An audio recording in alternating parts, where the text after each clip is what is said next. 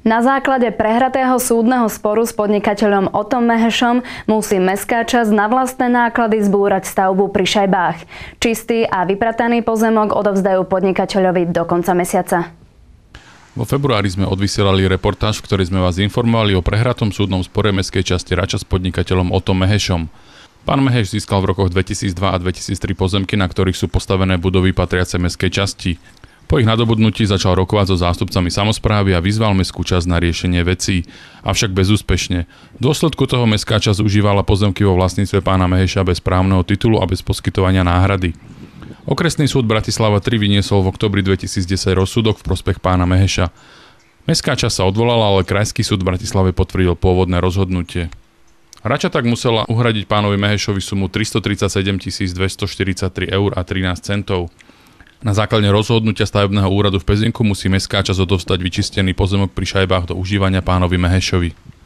Stavba pri Šajbách 4 je odstraňovaná na základe rozhodnutia stavebného úradu Pezinok, ktorý nariadil odstránenie dočasných stavieb a stavby, ktoré ohrozujú život a zdravie obyvateľov. Musia sa odstrániť dočasné stavby, to sú dve administratívne budovy, ktoré fakticky už sú zdemolované.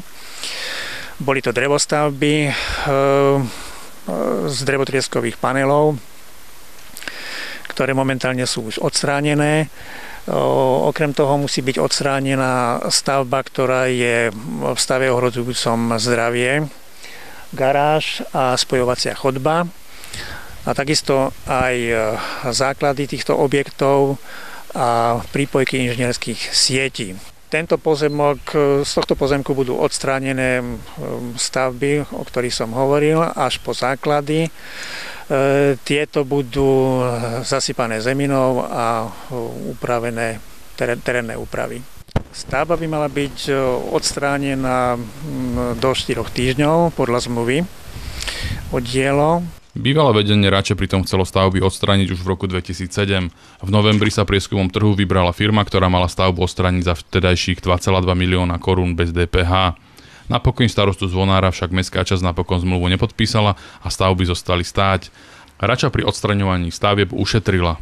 Cena, ktorá bola vysúťažená na základe verejnej súťaže so zverejnením vo vestníku verejného obstarávania, cena sa pohybuje okolo 36 000 eur. Rača vedie s podnikateľom Mehešom ešte jeden súdny spor, s veľkou pravdepodobnosťou bude musieť opäť zaplatiť. Ide o ušlý zisk, tam sa jedná o sumu viac ako 90 000 eur. Ten je stále na súde a koncom júna by malo byť pojednávanie.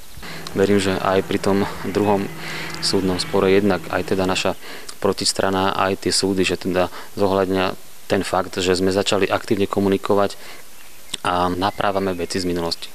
Pre mestskú časť sú prehraté súdne spory veľmi bolestivé. Financie plánovala použiť na zmysluplné účely. Znamenalo to, že mestská časť prišla o viac ako 400 000 eur, ktoré sme mohli využiť na opravu našich tiež budov. Takže, ale ja teda verím, že tá vec je definitívne uzavretá.